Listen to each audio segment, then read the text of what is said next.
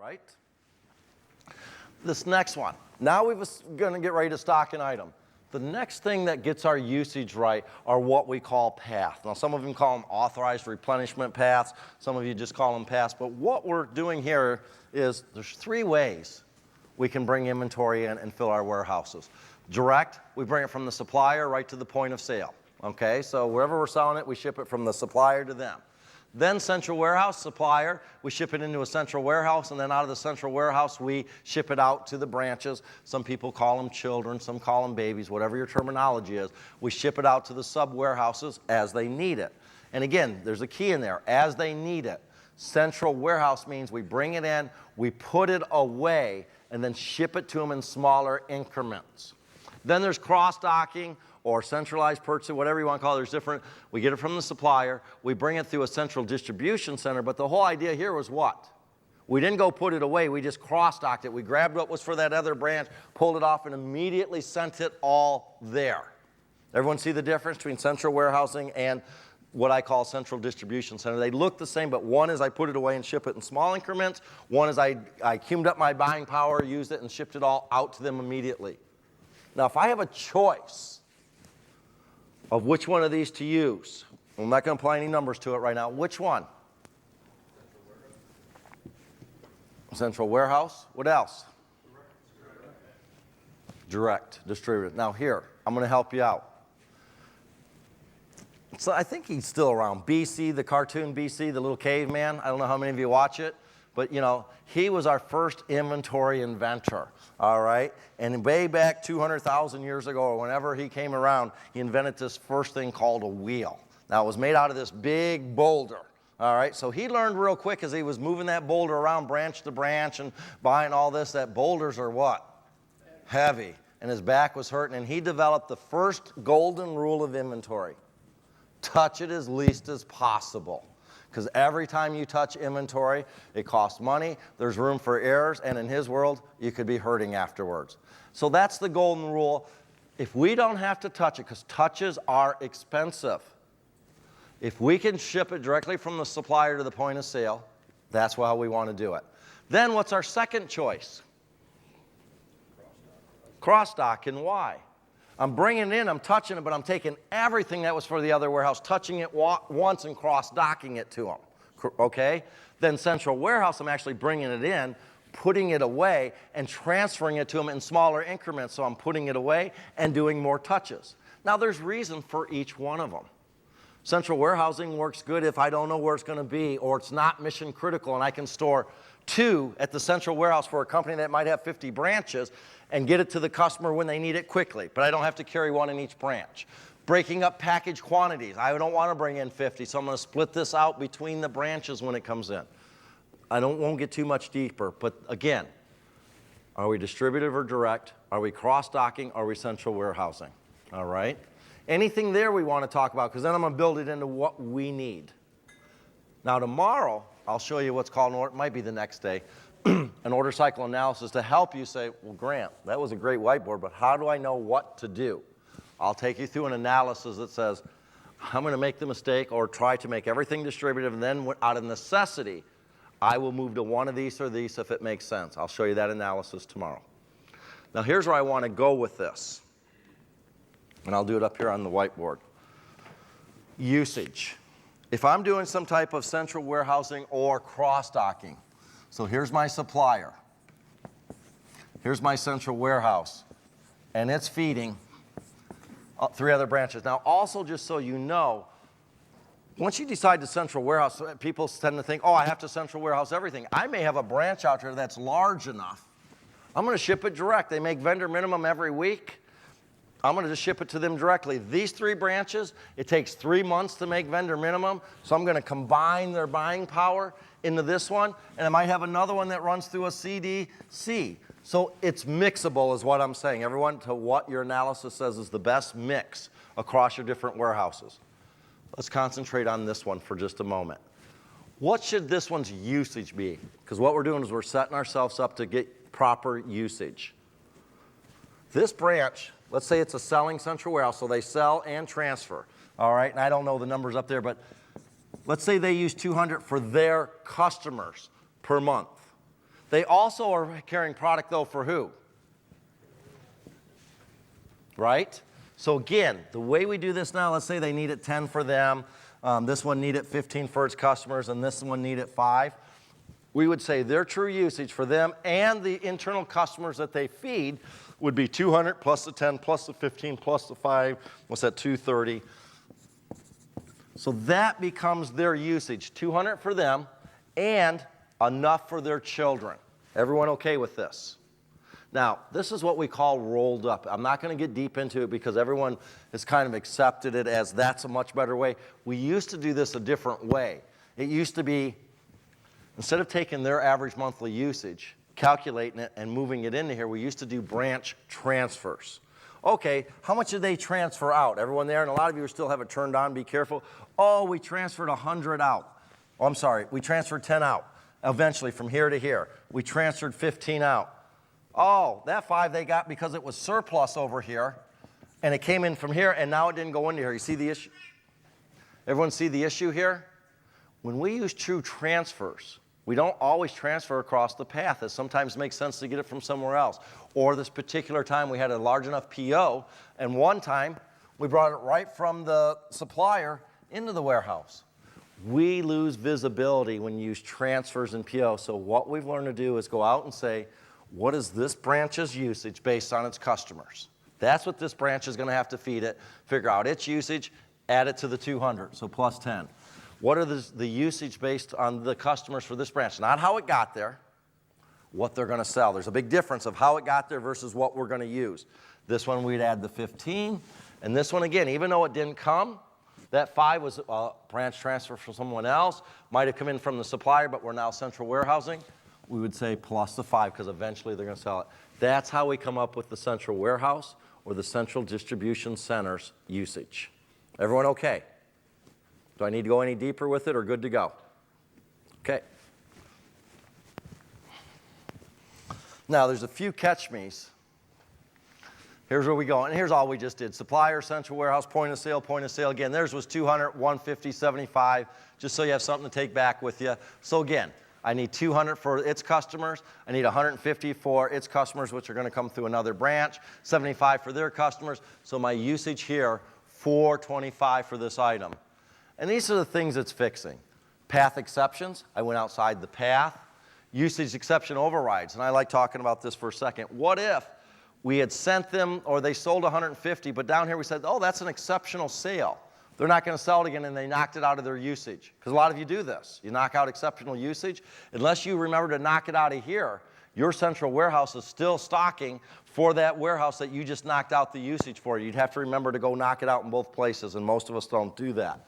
The next one, what about if yesterday they were all distributive, direct, and today we put them together as central warehousing? What transfers went to them? Nothing, so it's skewed for the first year versus this method. Immediately, as soon as you change an ARP on an item and reforecast, it's now correct because it's based on customers' habits, not transfer habits. And then the last one, we haven't talked about this, but this may be a seasonal item, and we need to calculate its usage. What went on over here on the left? Any idea? There we go. Just want to make sure this is all plugged in good for you guys.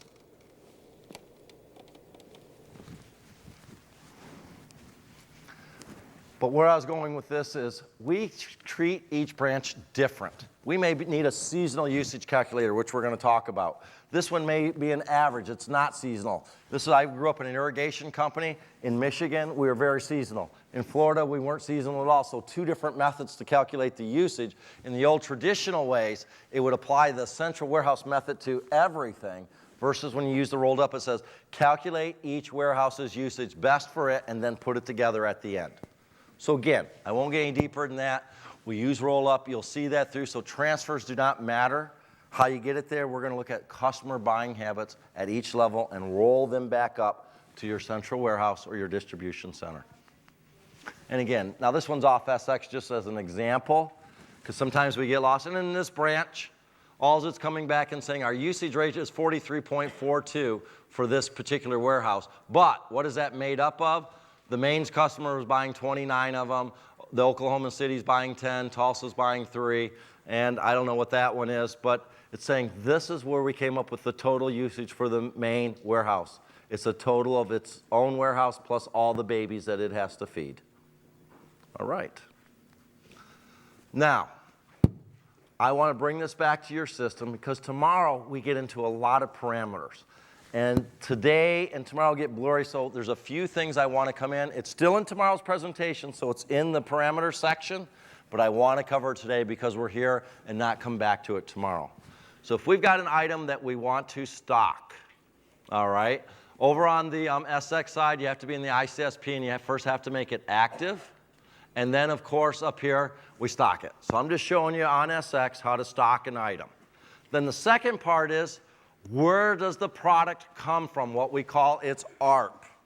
And again, let's go through this just for a second and make sure we understand ARPs. ARP is nothing more than the system's way of saying, where should I put usage, where should I get it from? Authorized replenishment path. Who do they get their product from? From the vendor, right? So ARP theoretically would be V vendor. Systems do a little bit different, but you've got the idea. It says, I get my product from the vendor. Where do they get their product? Vendor. Where do they get their product? Vendor. Where does he get his product? Warehouse, and let's call it warehouse 1. Gets it from warehouse 1. That does two magical things. Two. First of all, if it says, oh, I better include their usage because they're going to pull product from me, so I can't just buy for my customers. I need to buy for my customers and their customers and cross-dock it. So that's the first thing. Gets the usage right, rolls it up. What's the second thing it does? Tells it whether it's going to show up on a PO or transfer. If I go do an automatic replenishment, if I'm getting from the vendor, what's it going to show up as? A PO. If I'm doing this one, it's going to show up as a transfer. And I'll go in the company and they go, system's broke. We transfer this stuff, but it keeps showing up on a PO, and I have to delete the PO and re-enter it as a transfer. System's not broke. What's broke? The path. You don't have the right path on it. And not only is it not cutting the PO or transfer, your usage is now in the wrong place if the path is not right. The ARPs being right is critical to have good usage. And then, of course, all of these, if we call this warehouse 2, their ARPs would be W2, W2, W2. That says to make sure and roll their usage into warehouse 2. And if I'm going to replenish them, they get their stuff from warehouse 2 under normal replenishment.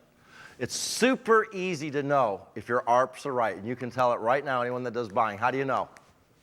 If the ARP is right, it's going to show up on the PO that it should, or it's going to show up on a warehouse transfer that it should. If it shows up on a PO and it should have been on a transfer, your ARP is wrong. If it shows up on a transfer and it should have been on a PO, your ARP is wrong. If it shows up on a transfer and it should have been, but from the wrong warehouse, I've got it pointing here, but I'm forcing it here. That means your ARP's half right, but the warehouse feeding it is wrong.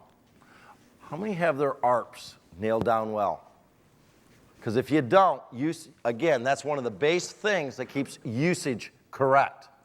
If your ARPs aren't in place, your usage cannot be correct. So now, over on the SX side, ICSW, this just says what type. You pull that down, it'd be vendor or warehouse. If you're vendor, what vendor? If it was warehouse, then you would tell it what warehouse you're getting it from. What I'm covering here is just status and ARP right now, stocking status and ARP. Over on the fax side, again, here's what I'd stock. I go into my item file maintenance, the master, and here I would say it's stocked. And then I'm in the warehouse item level. I'm going to say it's replenished. There's a little different wording in fax, but I stock it, and it's replenished. Then, of course, over here, here's my ARP. Who do I get it from? This one's coming direct from the vendor. If I would have said a warehouse, it would ask me what warehouse I'm getting it from. So the first thing here is, do I stock items or not? If I am stocking them, do I have the path correct? Anything before I move us on? All right. Now, this next one I just want to bring in because we are going to talk about product ARPs. I mean product ranks, and we're going to use ranks a lot. So I just want to set this one more time, and then we'll get into the detail where we want to be. We use ranking a lot, all right? And I'll go through ranking. But right now, you'll see it's come back, and we're going to use ranking for smart parameter setting. What was an example of that? We already did one today. I said, here I have an A item and a C item. One should get a 50% and one should get 100% safety, correct? We can start setting up our ranks and some general parameters as deep as we want that automatically starts doing dynamic parameters. If an item goes from an A 1 month to a C, it's going to automatically change its safety to 50 to 100 if you're using the numbers I was using this morning. So it makes it dynamic as the rank changes in these parameters. So we use it for good parameter maintenance. We use it for good exception reporting. Hey, I get these exception reports are on the screen that are this thick. Let's say I'm going to work exceptional usage. I don't have time to work all the exceptional usage. There's 10,000 items that popped up this month. What can I do with rank to help that? What would be more important to work under exceptional usage, an A item or a D item? But think about that for a minute. And I'd like to work both. But if they both came out at the report, I have an A item with exceptional usage and a D item, and it's the end of the day and I don't have time to work one of them, I'm going to work the D. I think that would be your best approach. Why?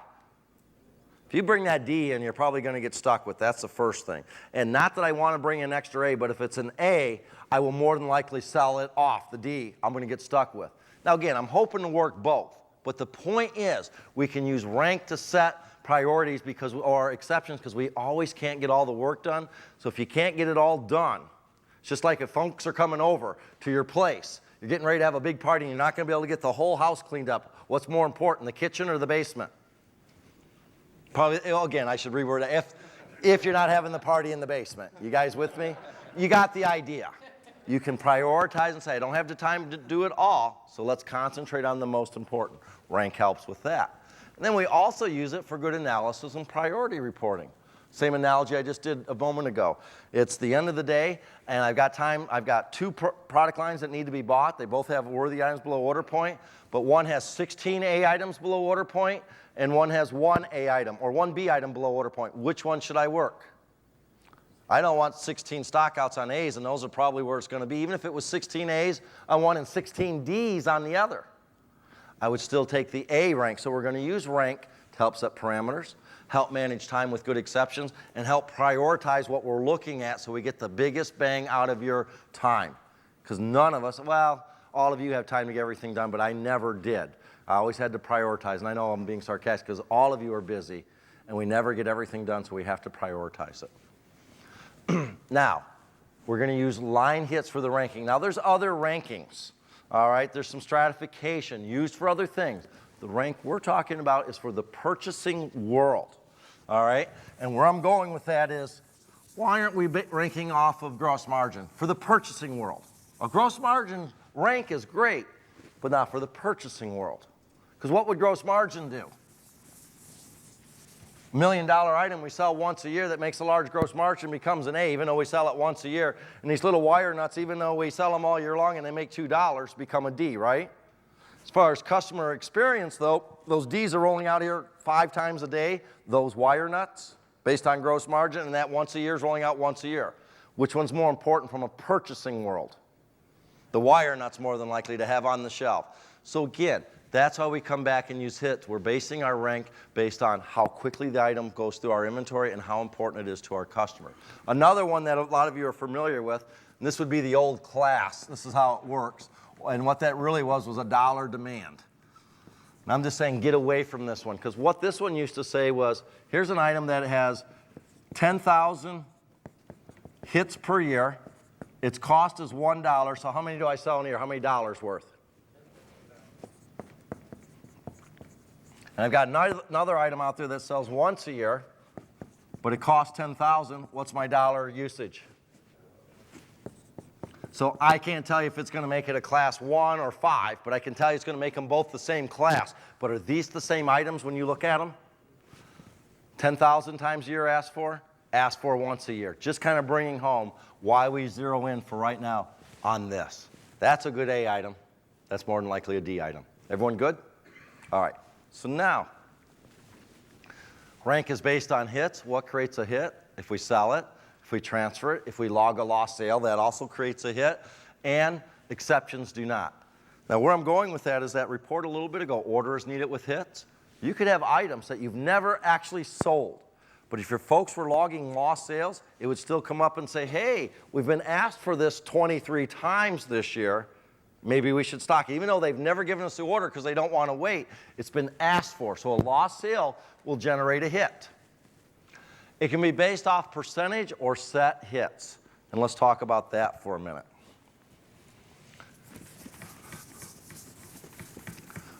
When I move into a company or get started with a company, we normally set it up with a 5-rank system, A, B, C, D, E. We base it off of hits, and we start with an 80, 15, 4, 1, and 0, meaning this. Take the items within this warehouse, so it's within a warehouse, stock items, sort it by descending hits, and what makes up 80% of the hits, let's call that an A. Everyone there? Now, it's usually about 15% of your SKUs represent 80% of your movement. Used to be the 80-20 rule, but it's even become a little more skewed. Then the next 15%, let's call a B. The next 4%, let's call a C. The last 1%, let's call a D. Anything that hasn't sold in the last 12 months, let's call an E. We normally do this on a 12-month history to take out seasonality. Because if you're not careful, if you do less than 12 months, what happens? Oh, it's an A in your season. And it's an E in the non-season, and we do silly things with these. Oh, let's not stock it. So we've learned 12 months is a good way to rank things, 12 months of history. Now, what's some of the magic here? First thing, I'll go out and tell most of my, again, buyers, not always, from the buyer's control center, as far as you watching items, watch the A's and B's as worthy items. If they go below order point, we probably want to replenish, and I've got them watching 95% of the movement in this company, 95%, and this is usually 20 to 22, sometimes 25% of the SKUs. So the first thing, we all have a shortage of time. I can get 95% of the benefit with 1/5 of the invested time rather than looking at all SKUs all the time. Everyone there? Everyone good? Okay. So now, this is how we normally rank if we can get away with it. Once in a while, we'll hit what I call a flatline distributor. They carry a whole bunch of one-hit items, and all of a sudden what starts happening, if you look at the break on this, hey, this was stuff went all the way from 12 hits to whatever your highest hitting item was, 9, 8, 3, 7. So, and then the B's went from 4 hits to 12 hits, and my C's went from 1 to 4. Where I'm going is this really a C item? I sell it 1 to 4 times a year. We just have to be careful, and if you carry a lot of one-line hit items, we sell them once a year, I call them one-hit wonders, this becomes skewed sometimes. So we have given you the ability to use what's called a set hits. Hey, I want anything with 12 hits plus to be an A. Anything 6 to 11 to be a B. Anything that's 3 to 5 to be a C. Anything with 1 or 2 hits is a D, and nothing is an E. So this worked off percentage. This is working off you putting in a number. What's the disadvantage of this? I'm not saying we won't use it once in a while, but there's a downside to it. You could have a whole lot of these. You could have a whole lot, and often when I get in, this works great, but all of a sudden I find out, oh, this is 53% of the activity. Because we skewed it way out. Oh, and this adds in another 20. So now we're only covering 73% of our business in our A's and B's. I want rank to come out and make sure you're covering a certain percentage of your business. So in here, we'd have to tell folks, watch A, B's, and C's because of this set hits. Now again, you'll know when to use it. It'll become really skewed on the percentages, and you'll switch over to set, but it's normally really a symptom of I carry too many one-hit wonders. And as I get rid of those, the rank will start cleaning itself back up. For today, I'm going to walk us out that we're using a percentage, 80, 15, 4, and 1. We're using a 5 rank, and you can change it around a little bit. And you'll either ask some questions or get back with me later, or no, Grant, this isn't working as well. We need to switch to this. One more thing before I take any questions. You'll see me often break our inventory now down like this. This is why I like a 5 or a 7 rank. I like an odd rank system. What do we normally think of A's and B's? Good inventory, let's make sure what? We have them on the shelf and we have a good fill rate with them, right? D's and E's. Unless they're really important, I want to watch them leave the shelf and not probably come back. Everyone there? And C's is that middle ground. We're creating a middle ground. We don't know if it's going to go this way or this way, so leave it alone. It's kind of that neutral area. And then we put some smartness into it. What about a brand new item you bring in rank? How many hits are on it? 0. So if we're not careful, it's going to make it a what? E, I got firsthand experience, is where we learned. Your systems are set up that you can say, if I'm an item less than X months old, most of you would use 12. If you're not already an A or B, at least move it back up into the C. So even though it ranked as an E, it will put it back into this middle ground until it builds up enough time in history to really rank it. So we don't do silly things. The silly thing came way back when I worked at an irrigation distributor, all right? And again, we sold this nightscape lighting, I believe it was. And I was just out of college. I said, oh, I'm going to be savvy. And what did I do? We had a ranking system, but it didn't work quite like this. It didn't look at new. So I grabbed all E's and started looking. I go, what am I going to do with E's? Return them. And so I returned 2 pallets of low voltage lighting. That's what this stuff was. And they called me up. Luckily, the vendor was there and he was watching. He goes, Grant, are you sure? We just got these 2 pallets. I go, what are you talking about? We just shipped that 2 weeks ago because you guys are just introducing this line, and it was all shipped there for a big promo that you guys are getting ready to fire. All right, I got saved by them, but I was shipping stuff back because it was an E just because it was new. We learned very quickly, if it's new, put it up into this middle ground to see which way it goes. If it goes this way, we're going to watch it for service. If it goes this way after a year, we'll maybe watch it go away. Everyone good? How many are using good rank today? I mean, rank is so important. Raise hands one more time.